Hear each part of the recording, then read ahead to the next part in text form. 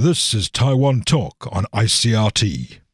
The reality is the need for migrant workers in Taiwan, in Japan, in Hong Kong, in Singapore, everywhere, in Europe, in the US, will grow. It will not decrease. With the changing population demographics in the first world countries and in the third world countries.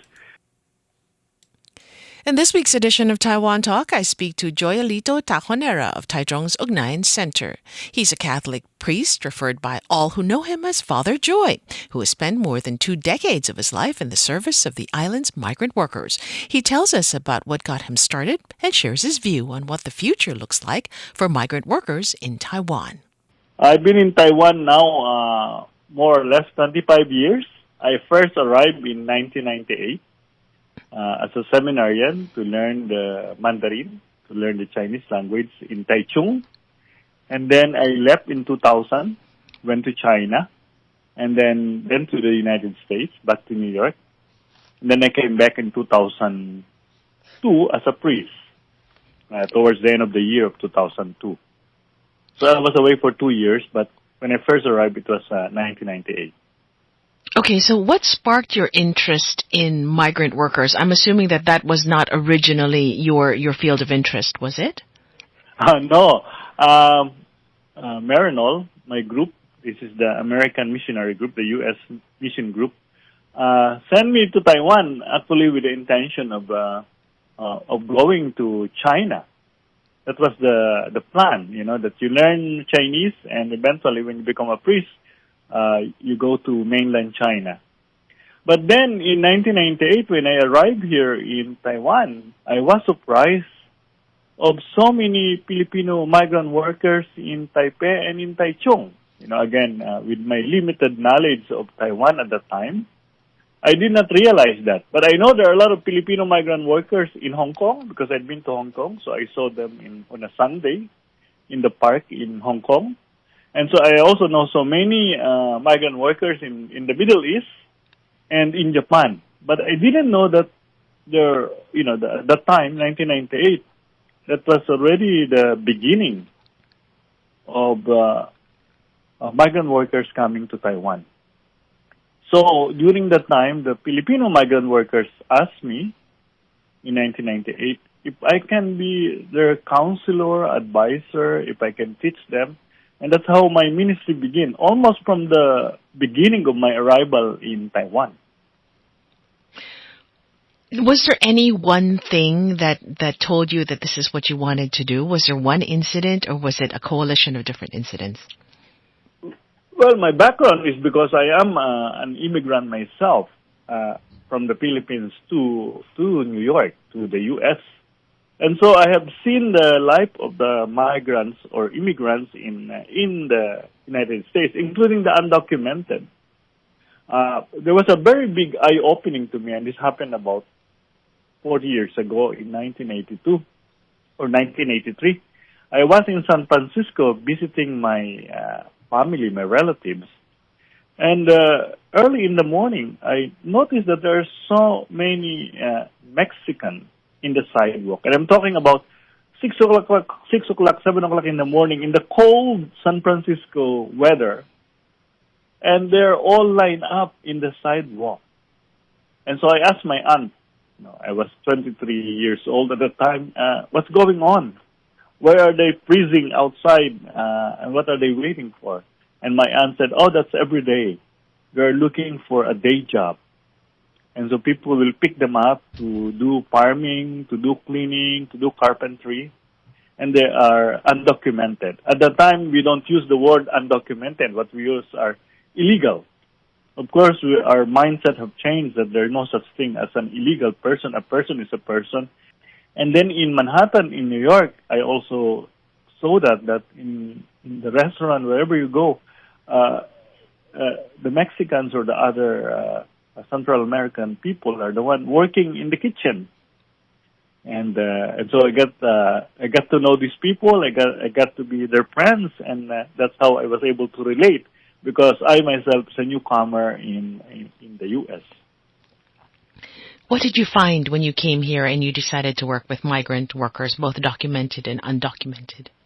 Well, then I found out that there are so many issues of concerns, and I just thought, well, again, I'm a person who is always interested in human rights.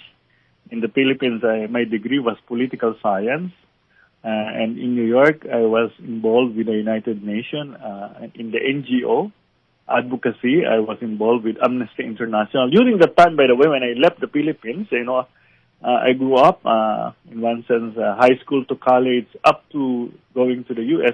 It was martial law. It was the dictatorship of Marcos Sr. So I know the human rights violation left and right and the corruption going on in the Philippines. So I have a very good awareness about injustices, And so when I came to Taiwan, again, this was 25 years ago, I realized that not everything is smoothly going on. And so I started way back then to advocate for and to help the migrants for their labor rights or human rights. And of course, many changes have happened since then. Okay, I was going to ask you about the changes. How much has changed since that time? Well, I would say there is a 50%, 60% change, or maybe more, maybe higher, from that time to today. I'll just give you 5 major examples of the changes, and I'm happy that those changes is part of our advocacy from the very beginning. Number 1, today Taiwan have the 1955 toll-free number for all the migrants, Vietnamese, Indonesians, Filipinos, Thailanders, or anyone working as a foreign workers in Taiwan. When I arrived back then, there was no toll-free number. Now remember my background, I'm coming already from New York. So I know that the government provides a toll-free number for assistance, like domestic violence. In the U.S., you call a number and it will address the issue of domestic violence. So I said very early on, how come there are now 200,000, 300,000 migrant workers in Taiwan, 400,000? The number is increasing, and they have no access for government assistance. I said there should be a toll-free number. And in one sense, that request and prayer was answered because eventually the government provided the 1955 for the migrant workers. This number is so important because one of the results of that is that there are no deportation for migrant workers. If the migrant workers know that 1955 will help them, then because the requirement now of the government is if you lost your job, if they fired you or you quit your job, you have to call or you have to go to the Bureau of Labor Affairs office in every city, in every major town, so that they can interview you. So that's one of the big changes. As far as I am concerned, there's no such thing as deportation now in Taiwan. Employer and broker cannot tell a migrant worker, go home. That's the change. That's a very, very big change in terms of the rights of the migrant workers in Taiwan. The second one is for pregnant women. You cannot dismiss a pregnant migrant worker. Of course, you cannot do that to a Taiwanese woman. But today, the same law applies to migrant workers who are pregnant. So any employer, any broker who said you go home because you're pregnant, they know they are 100% wrong because the rights of women to be pregnant in Taiwan is protected by labor law, by human rights, and by women's rights. And so, again, that's a very big change. The third is the right of transfer. Migrant worker now can transfer from one job to another. Before, when I arrived here, you cannot transfer. If you quit your job, if they fired you, you go home. But today, that is a big change. Number 4 is the accountability, especially in electronic industry, in the industries that are exporting products to the United States, to Europe, like, for example, to Tesla, to Japan, Canon, for example, and stuff like that. Uh, these companies have now what we call corporate social responsibility. And many of these companies apply the law of you cannot be charged placement fee and broker's fee. So this is one thing that Ugnayan is working with other NGO in Taiwan, advocating that there's no, you don't need to owe money in order to come to Taiwan. That's the bottom line.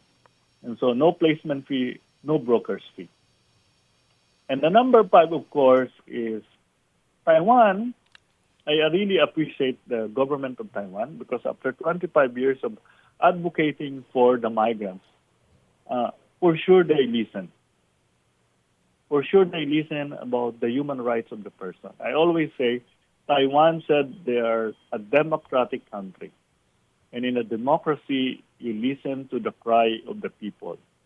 You don't shut down people because they complain. You must listen especially to the migrants who belong to the minorities or in one sense a second-class citizen in the in Taiwan. And so I said, if they complain, we should listen. We should hear what they are saying. And maybe they have a point. And most of the time, they are correct. Why? Because migrant workers come to Taiwan to look for work and to have a better life. So I don't think they will complain if the work is good. It's not dirty, dangerous, and difficult, and very heavy. If there are no abuses, I don't think the migrants will complain because the reason they came to Taiwan is to look for work, to support their life and their family. So if they complain, we must learn to listen. We must listen to, learn to hear their point of view. Tell us about the center. So now Ugnayan have a church and a migrant center. Then we have a shelter for men and women in 2 separate buildings. We also do vocational training program in partnership with OWA in Taichung and in Taipei. And the big work, of course, of advocating for the rights of the migrants. We have a migrant desk that we try to help the migrants, and the cases are all different, you know. This will include caretakers and fishermen, sometimes even tourists who are stranded, who are undocumented in Taiwan coming from Europe. So, and in many ways, the 25 years since I've been here in Taiwan, I have seen the development and the progress for the rights of the migrants, and at the same time, the growth and improvement in the services of Ugnayan Migrant Ministry. Marinol, my order, is the main supporter for our work. So it is really people from the U.S. who help me in my work because the bulk of our expenses, including rental, we rent 4 buildings right now, 3 in Taichung, 1 in Taipei. And then, of course, the food, the utilities, the expenses. We don't get any subsidy or support from the Taiwan government. The reason for that is I believe that it should be an independent shelter. And so that's how we run it. Where do you see this going for you? I mean, we talked about this yesterday, that you said that you're getting older and that, it's getting very difficult to find people that want to take up this kind of work and this kind of advocacy. We pray and we hope that more people will come on board, priests or sisters or lay people who will do this work. In one sense, our work is like an emergency room. We have an open door policy, meaning our doors are open for any migrant workers who need help 7 days a week, 24 hours a day. You think it's impossible, but it's not impossible because we have done it and we are doing it, But on the other hand, I will be 65 in November, so age is catching up. That's part of that reality, and again, we pray and hope that 1 or 2 or more will be interested to continue this very important work. The reality is the need for migrant workers in Taiwan, in Japan, in Hong Kong, in Singapore, everywhere, in Europe, in the U.S., will grow. It will not decrease. With the changing population demographics in the first world countries and in the third world countries, migration will continue to be an issue way forward. And so the need to help and assist migrants and new immigrants in their new country, in their new home, will continue. And progress also will continue, but we know that there will still be setbacks, people will keep the way they want to do it, like the broker system in Taiwan. It should be eliminated, it should be reduced, and it should be gone. But we know it's not so easy to be done. So the advocacy must continue. We cannot quit. You were listening to Father Joyalito Tajonera of Taichung's Ugnayan Center. And that does it for this edition of Taiwan Talk. I'm Hope Ngo.